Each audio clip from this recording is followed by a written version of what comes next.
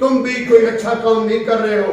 तुमने आशिकान मुस्तफ़ा को सताया है और तुम आशिकान मुस्तफ़ा सल्लल्लाहु अलैहि वसल्लम को जुल्म और बर्बरियत की भीख चढ़ा रहे हो। इसकी सजा खालिक कायनात आपको जरूर देगा। हम पुरअमन लोग हैं। हम जमात अहले सुन्नत की तरफ से ये पैगाम देना चाह रहे हैं कि आप अक्ल के नाखुन लो।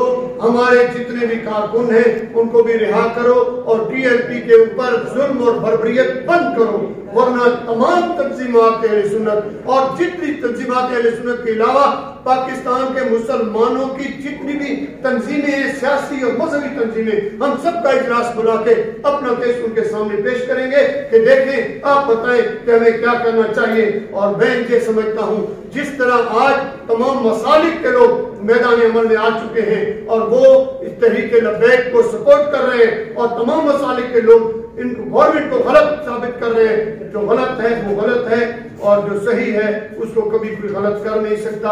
मैं आपके जरिए से ये पैगाम देना चाह रहा था।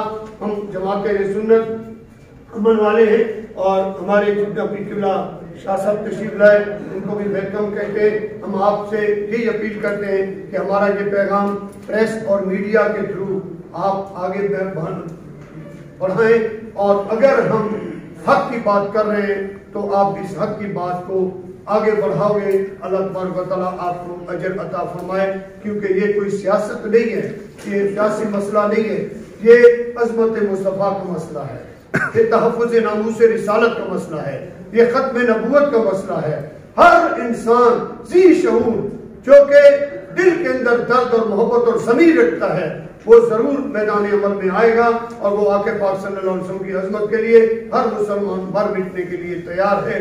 और हम तो ये पैगाम देते हैं, हमें अमूमन ये रोका जाता है तो हम ये कहते हैं ज़िबा हुए तो तड़पने से सनम रूठ गया और खून बहता जा रहा है, उसको मनाने के लिए हमें एक ज़िबा कर